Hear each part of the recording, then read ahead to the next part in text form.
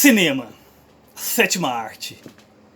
Bom, cinema é sobretudo imagem, então vamos limpar a imagem aqui. Certo, um pouquinho aqui pro canto. Você também. Aqui. Está melhor. Bom, então hoje vamos falar sobre adaptações de literatura para cinema. Não vamos, é claro, ensinar toda a técnica de roteiro, né? Isso é uma coisa bem complexa que demanda todo um curso, mas vamos refletir um pouquinho sobre essa possibilidade de adaptações, desse salto que se dá, né, de uma linguagem para outra, da linguagem escrita para a linguagem audiovisual. Mas quando que surgiu essa ideia de que o cinema é a sétima arte?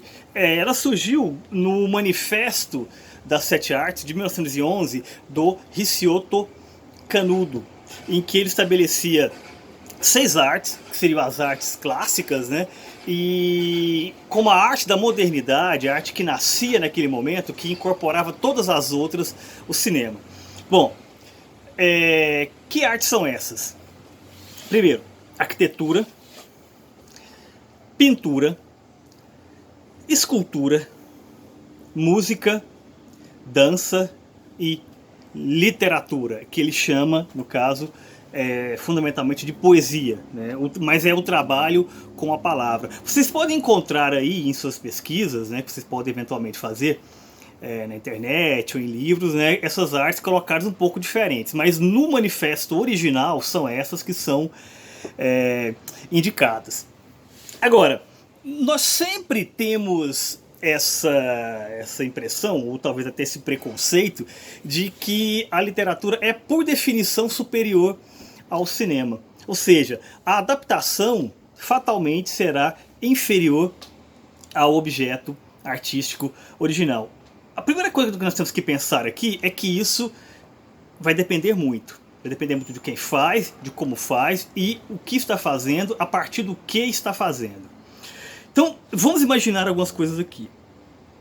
Partindo do livro Literatura e Filmes, da dupla Robert Stanley e Alessandra Raengo. Esse livro me foi apresentado pelo escritor, grande professor, grande mestre, Heleno Godoy, autor de As Lesmas, um romance espetacular. Grande poeta também, né? Dentre muitos livros publicou A Casa. Mas eu quero chamar a atenção para um conto que está neste livro aqui, A Feia da Tarde, em que o mestre Heleno ele escreveu um conto que todo ele é pontuado de citações, sobretudo cinematográficas. Ou seja, cada evento que acontece no conto é comentado a partir do título de um filme. Quer dizer, só isso já dá, vamos dizer assim, a dimensão, né, do quanto ele compreende, do quanto ele entende de cinema e, né, as possibilidades de se colocar isso em literatura. Mas o que esse livro fala? Né? Quais são esses elementos que nós podemos destacar que indicam essa ideia do preconceito, né, contra o cinema em comparação com a literatura? E como que eles se colocam? São fundamentalmente 8 ideias, né, que são apresentadas pelos autores e nós podemos desconstruí-las, né? Primeira ideia é a ideia da anterioridade. A literatura tem milênios de existência, milênios de tradição, então, portanto, ela é mais velha, portanto, ela sabe mais. E, portanto, isso vai fatalmente fazer com que os romances sejam necessariamente melhores do que os filmes. O primeiro preconceito é esse, né? Que ele é facilmente desmontável, né? Basta pensar, por exemplo, o Poderoso Chefão, que nós já discutimos aqui. O filme é infinitamente superior ao romance. O mesmo aconteceu até mesmo com o romance bom, que é o caso do Laranja Mecânica, do Anthony Burgess. Em alguns momentos podem ser até equivalentes, né? Como é o caso, por exemplo, do Leopardo, do Lampedusa, né? Tanto o filme do Visconti quanto o romance são igualmente brilhantes, né? Ou seja, essa ideia da anterioridade como uma razão de superioridade não se sustenta. Qual é o segundo elemento que os autores colocam para justificar esse preconceito contra o cinema? O pensamento dicotômico. A ideia de que existe, por definição, uma rivalidade entre as duas linguagens. Ou seja, cinema e literatura não podem compactuar. Ou seja, de alguma maneira, o cinema matou a literatura. Né? De alguma maneira, o cinema vampiriza a literatura. Então, criou-se essa ideia de dicotomia, o que não é verdade. Né? A própria linguagem literária, de algumas décadas para cá, talvez nós possamos pensar, talvez aí uma gênese no Hemingway, começou a escrever de uma maneira telegráfica e que muitos teóricos até comparam essa simplicidade com o modelo de um roteiro cinematográfico. Muitos livros já são pensados para ser roteirizados, o que pode até ser uma coisa negativa, né? Ou seja, você está escrevendo para uma linguagem pensando em outra, mas indica que essa rivalidade, esse pensamento dicotômico, ele na verdade não existe. Né? As pessoas consomem as duas mídias. Né? E assim, várias outras, a música, né? a internet, ou seja, o rádio, né? Enfim, o podcast. Todas as mídias que surgem são na verdade incorporadas. Não existe necessariamente a exclusão de uma, né? Em função do surgimento de uma outra. Terceiro elemento, a iconofobia, que seria aquela ideia de que o cinema ele se expõe excessivamente. Esse preconceito estaria fundamentado na ideia do segundo mandamento da tradição judaica cristã, que apregoa que não devemos fazer ídolos dos nossos deuses, ou seja, imagens dos deuses. Ou seja, o filme, de alguma maneira, romperia com isso, porque mostraria de uma maneira muito explícita, de uma maneira obscena, ou seja, de uma maneira que traz à cena toda a possibilidade de imagem que uma ideia possa ter. Então, por exemplo, quando você assiste, digamos, o filme Os 10 Mandamentos, você tem ali a visão de Moisés, de Deus. Né? No texto bíblico, né, isso é sugerido. Né? No cinema tem que ser mostrado. Né? Quer dizer, essa obscenidade, essa ideia do mostrar demais é o que geraria esse problema, essa iconofobia. Mas a impressão que eu tenho é que isso já foi superado pela tradição cristã desde a Idade Média. Né? E sendo o Renascimento, né, com todas as suas obras de arte e todas as técnicas artísticas desenvolvidas ali, o elemento, o momento fundamental para o rompimento dessa iconofobia. Né? Basta ver os vitrais, as grandes pinturas, os murais realizados naquele momento. Ou seja, de alguma maneira, o cinema é uma continuidade dessa tradição do mostrar. O quarto elemento seria a logofilia, que é a ideia de que o livro ele se expressa melhor, a linguagem escrita ela é mais rica, então, portanto, ela pode apresentar de maneira mais complexa noções, ideias, conceitos. Eu diria que, de regra, isso é verdade. Agora, dependendo de como alguns cineastas se colocam, como alguns cineastas trabalham a câmera, isso nem sempre é verdade, isso nem sempre se impõe. Podemos pensar, por exemplo, no Tarkovsky, né, que ele faz literalmente poesia com a câmera. Ou seja, uma cena filmada por ele, ou mesmo por Kubrick, em 2001 Odisseia no Espaço, por exemplo, né, são extremamente complexas por si só. E dizem muita coisa. É claro que vai exigir a interpretação, né, do espectador. Mas não é diferente com a linguagem escrita, né, que é um código que tem que ser também decodificado. Né? O quinto elemento para pensar esse preconceito é a anticorporalidade. Que parte da ideia de que o filme ofende a sensibilidade porque mostra o que o livro sugere. É meio aquela ideia de que eu li um livro e eu imaginei o personagem ou o lugar de alguma maneira, e quando eu assisti o filme isso foi colocado de uma forma que não me agradou.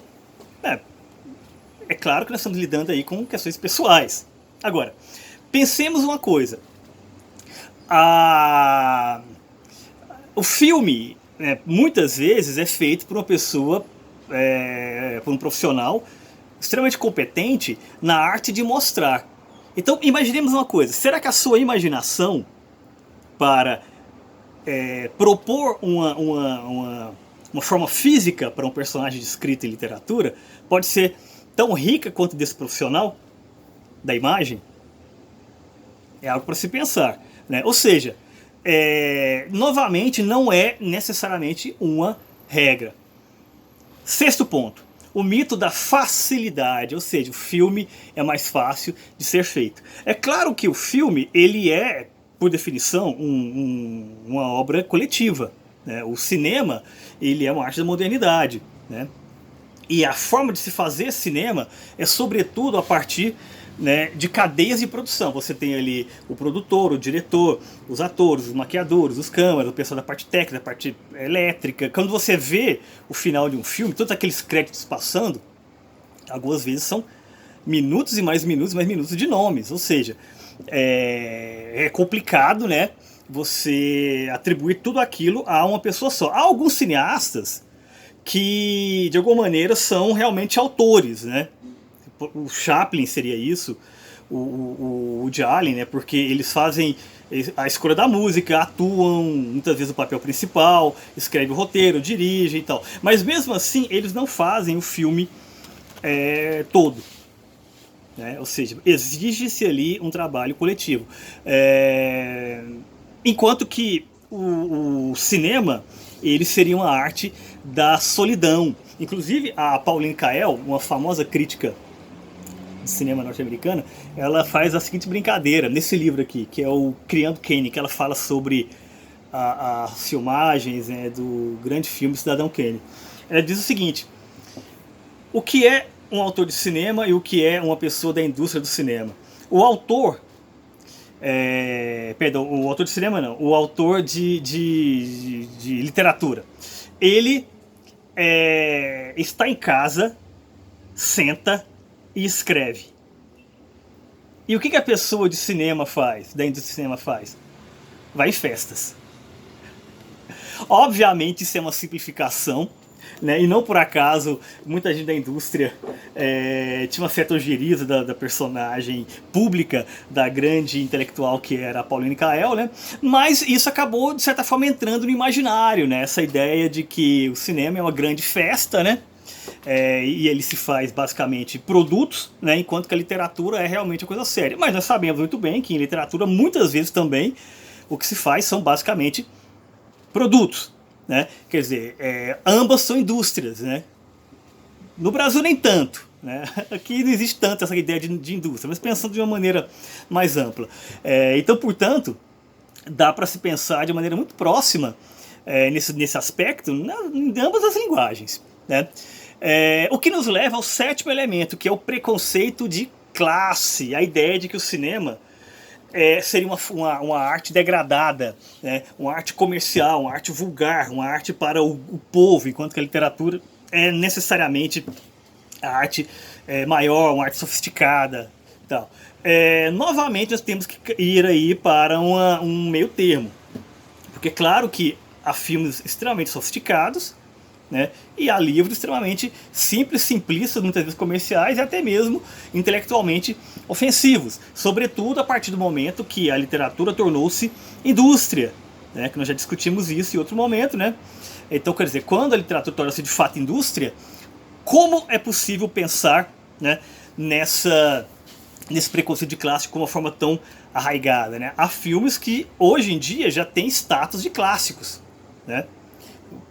O Vento Levou é um, o Cidadão Kane é outro, Laranja Mecânica, o próprio Iluminado, o Poderoso Chefão, são centenas. Lawrence da Arábia, que é o meu preferido, né?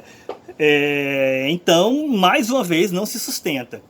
Oitavo elemento, a ideia de parasitismo, né? O filme, ele parasita o livro, ou seja, quando ele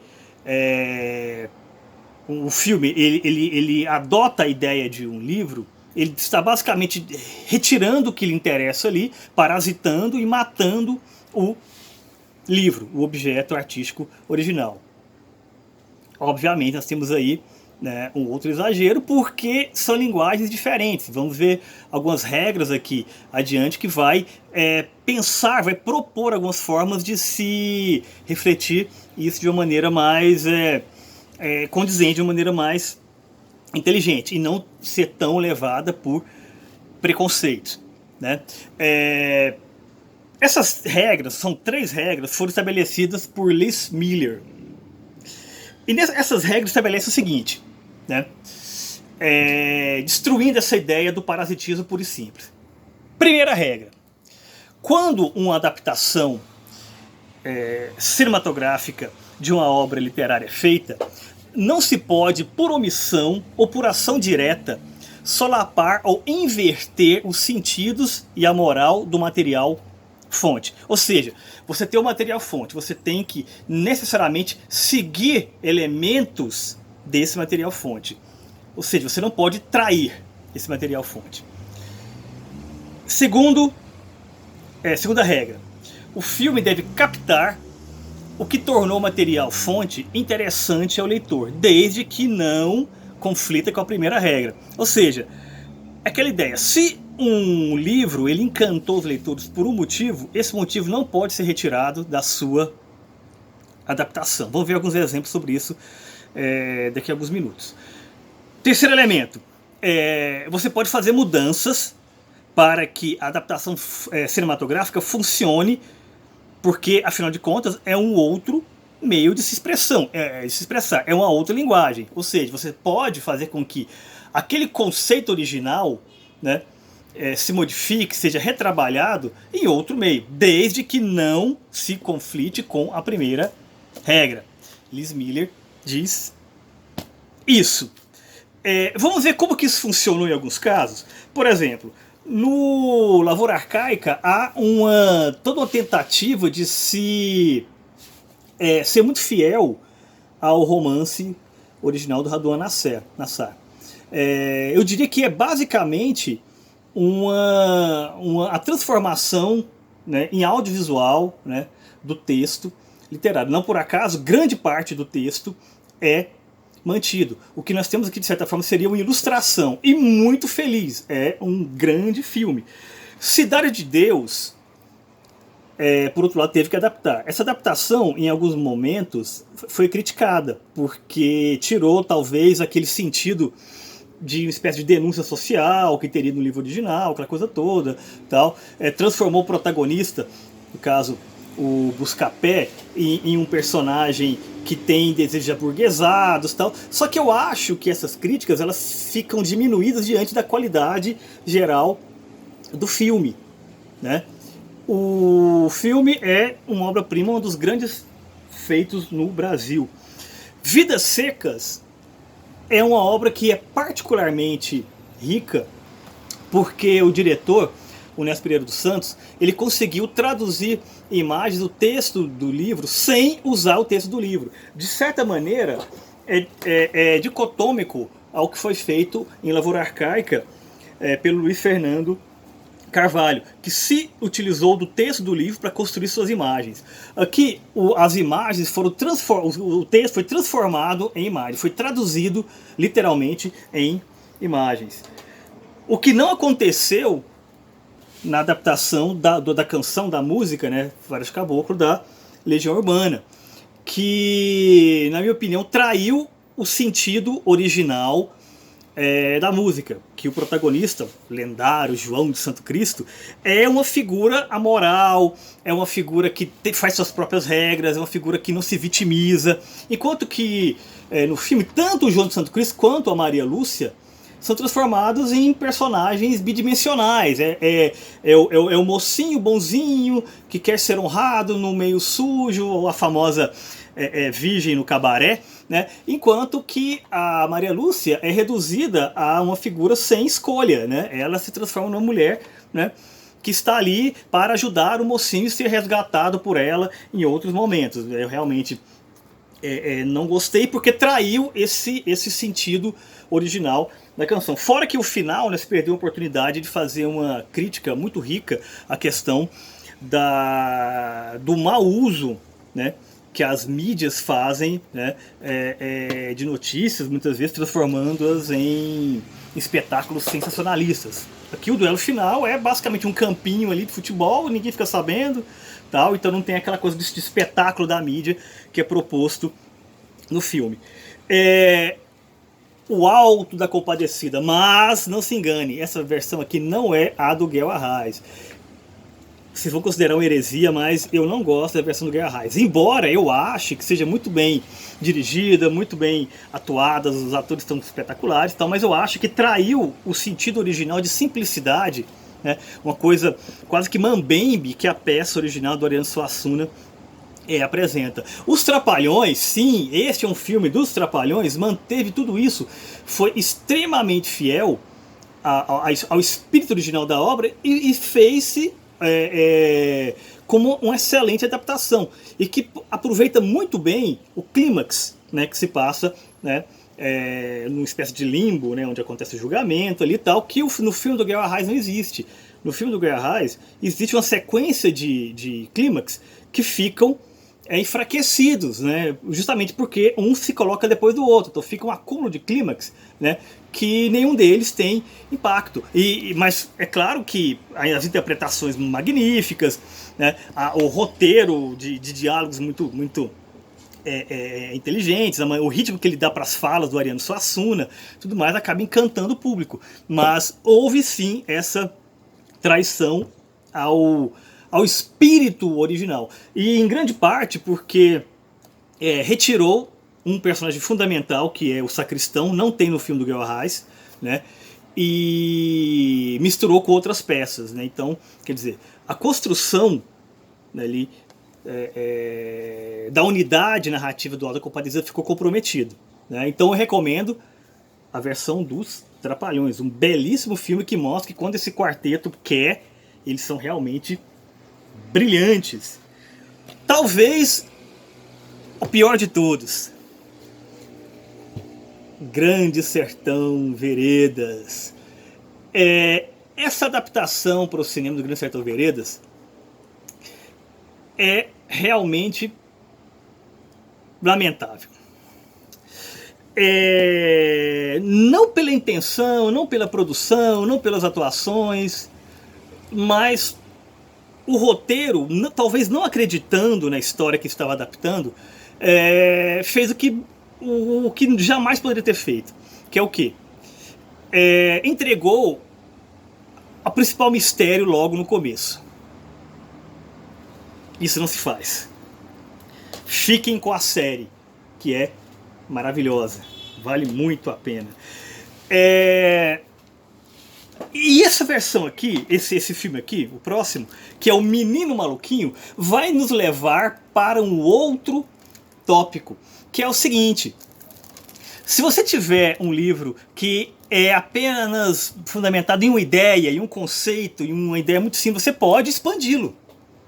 E se você fizer isso de maneira inteligente, você pode produzir um filme muito interessante, que foi o caso do Menino Maluquinho, né? Que é um livro infantil do Ziraldo, né? Em que os diretores aqui, a equipe de produção, trabalhou basicamente o conceito fundamental, né? Então, portanto, se for um conto, uma narrativa curta, expanda, desde que você respeite o conceito original. Se for um épico, edite, desde que você respeite o conceito original. E lembre-se de uma coisa: roteiro não é literatura. E a regra de ouro: não conte, mostre. Um roteiro muito palavroso, né, não é interessante. Você tem que traduzir, né, a narração em imagem, que foi o que o Néstor Pereira dos Santos fez brilhantemente em Vidas Secas. Outras coisas. Além de roteiro não ser literatura, roteirista deve descrever situações, ambientes e diálogos. Roteirista não é romancista, roteirista não é dramaturgo, roteirista não é diretor, não é diretor de arte, não é diretor de fotografia e não é preparador de atores. Ou seja, no roteiro não precisa ter a descrição minuciosa de tudo que vai ter no filme. Grande parte desse trabalho vai ser feito pelo diretor. Se você colocar ali, no mínimo vai ser ignorado, vai ser um trabalho à toa e, né, realmente desnecessário. Assim, a própria proposta não propõe necessariamente isso, então não há por que fazer. Como eu comentei no começo, o nosso objetivo aqui não é fazer um curso para uma aula para ensinar a fazer o roteiro. Isso valeria, na verdade, um curso completo, né, para ensinar a fazer escaleta, para ensinar a fazer storyboards, né, que é a descrição ali, uma espécie de quadrinho, né, das cenas de ação, de como colocar os atores em cena ali, tal, para expandir a ideia do roteiro e tal. Não é isso, né? Também algumas técnicas, por exemplo, como a técnica do salve o gato, né, nós podemos até eventualmente fazer um curso específico disso, né? Não é o nosso objetivo. Nosso objetivo aqui é basicamente pensar alguns elementos com relação a essa questão de possibilidades de adaptação de literatura para o cinema. Mas existem muitos manuais que vocês podem consultar caso vocês tenham interesse, né, imediato assim, em se tornar roteiristas, né? Por exemplo, tem aqui um clássico nacional que é do Doc Comparato, roteiro, né, em que ele ensina arte e técnica de escrever para cinema e televisão. É um livro bem interessante. Aqui, do David Howard e Edward Mabley, nós temos Teoria e Prática do Roteiro, com análise de 16 filmes famosos, que eles analisam alguns filmes, né, mostrando por que o roteiro funcionou, por que não funcionou, né? Por exemplo, aqui é ET o Extraterrestre, Quanto Mais Quente Melhor, Intriga Internacional, Cidadão Kane, já citamos aqui, A Testemunha, Chinatown, Poderoso Chefão 1, Estranho no Ninho, Thelma e Louise, Rashomon, Hamlet, como adaptar a peça de Shakespeare e tal, é bem interessante também, tá? Na Sala de Roteiristas, aqui mostra mais ou menos a coisa da dinâmica de uma obra viva, né, que no caso são as séries, né, que as séries elas vão se adaptando, né, ao longo das temporadas, né, não é uma obra fechada como um filme. Aqui é um livro que foi feito a partir de entrevistas e depoimentos com roteiristas de Friends, de Família Soprano, Mad Men, Game of Thrones e outras séries, né, importantes por aí. Então, recomendo bastante, que é da Cristina Callas. Vale a pena ler isso aqui também. Do Tom Stempel, Por Dentro do Roteiro. Esse aqui é um dos meus preferidos, né? Faz também uma análise minuciosíssima mostrando o que funciona e o que não funciona em roteiros como, por exemplo, do Lawrence da Arábia. Eu até já comentei aqui, é meu filme preferido, né? O roteiro dele aqui é dissecado, né? Sorte no Amor, Janela Indiscreta, Fargo, até do American Pie, né? Que é um roteiro muito bom. Dentro do que se propõe, é um roteiro excelente. Nós temos que julgar uma obra pelo que se propõe. Se é um besterol, não tem problema. É um bom besterol, né? Essa é a questão. E esse livro aqui trabalha isso muito, muito bem, certo? Última dica aqui, esse aqui é um clássico, Robert McKee, Story, né?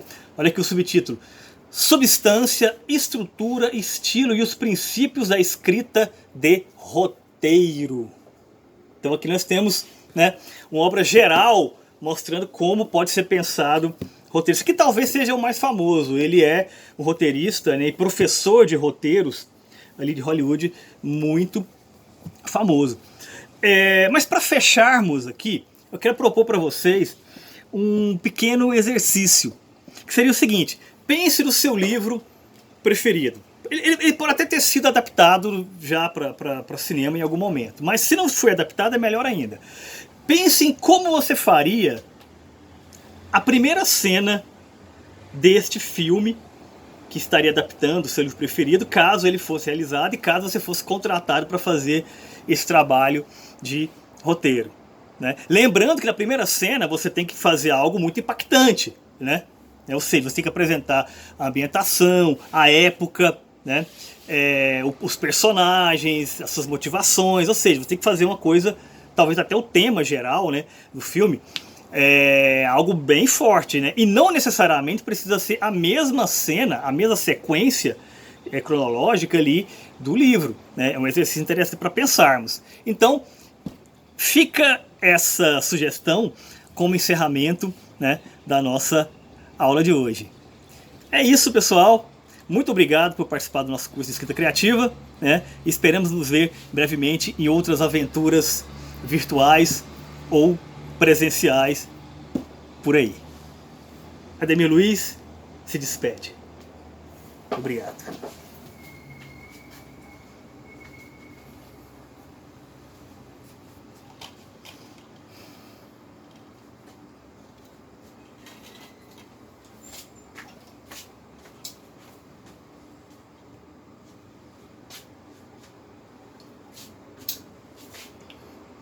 Ué, vocês ainda estão aí? Eu vou assistir um filme aqui agora. Não, eu falei, o curso acabou. Tchau.